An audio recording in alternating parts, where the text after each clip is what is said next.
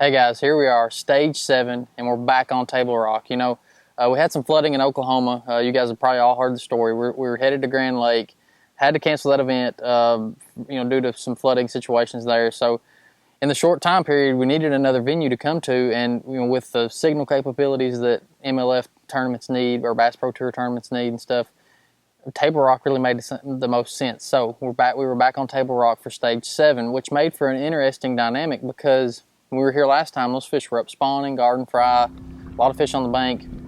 We come back 2 weeks later, and it's amazing how many fish have just had transitioned out. We changed up the times. Normally we go daylight till 2:30, 3 o'clock, whatever that time would be. This time we actually fished 12 to 8, which makes it interesting. Most people view that as the worst part of the day to fish. So we changed it up. We took off at 11:30, went lines in at 12, and then we fished till 8 o'clock. So that definitely changed up my mindset a little bit on what I was going to do. So I decided to key in on the fish that were out, that had already moved out. I thought that would give me a better chance at numbers. And it did. I had the fish on to make the cut, ended up 21st. Had the camera on boat there in the last few minutes and ended up missing it by a pound. Just didn't go my way in that last little bit, but caught a lot of fish this week and probably just made a few calls right there at the end that really hindered me from making it. But great week, and I caught my fish doing two things. I stayed on the lower end of the lake, clear water, fish that are transitioned out. I caught mostly spots and smallmouth, so I had a lot of fun and really caught some good quality. You would think with spots and smallmouth you'd be catching small ones, but I caught a lot of 2 somethings, even up to 3 pounders. So good quality. The first thing I would do, you would take off period 1's 12 to 2:30, so you got high sun, and I would really concentrate on brush piles in that 20-foot to 25-foot range.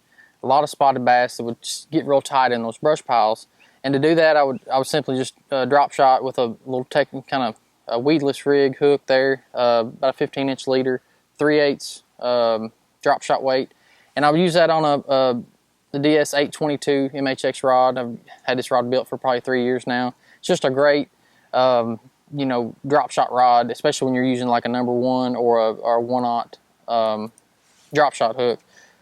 Spinning reel, obviously, with 20-pound Seaguar Smackdown Stealth Gray. I like the Stealth Gray because some of those fish were suspended up above, and I didn't want the flash green going by them. If those fish are locked down on the bottom, I would use flash green braid.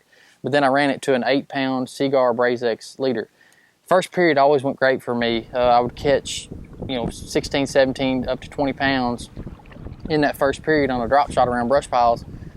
But then it seemed as soon as the sun started going away or we got any cloud cover, that bite just absolutely stopped. And that's where it kind of got tricky for me because I was having to cover water. I didn't really have one place I could throw, and get bit. I had to kind of cover water. And I think that's really ultimately what got me in trouble. But when I would get away from the brush piles, I would catch them on a Ned rig. If you haven't thrown a Ned rig, you need to. It is absolutely a bite getter. I was throwing at 3/16, and I would take a Cabin Creek sinking worm, basically cut it in half, green pumpkin, and slide it up on there. And I would just throw it on these gravel points. And these are smallmouth and spots and even some largemouth. They're just cruising around. I caught them spitting up, little small brim and crawfish and even some shad. So they were just up there feeding on whatever they could. I threw it on a new rod that I've built, an Elite X NSJ 822.5 Elite X. That's just the most sensitive rod. These fish would not hit this bait hard. You'd just be dragging it along, and you'd barely even feel them get it. So I think it was key for me to have the Elite X because it was so sensitive.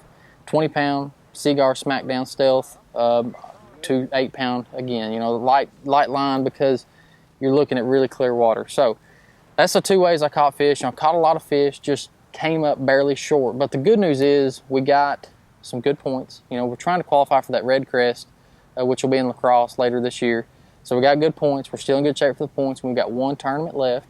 So, but if you're on your lake right now, you got some clear water, you got fish transitioning out, and that's the thing. It's crazy how fast these fish made that transition. We were here just a week and a half, 2 weeks ago, and fish went from being on the bank to transitioning out. So be prepared for that. Get you a drop shot, get you a Ned rig, and it should put some fish in the boat for you.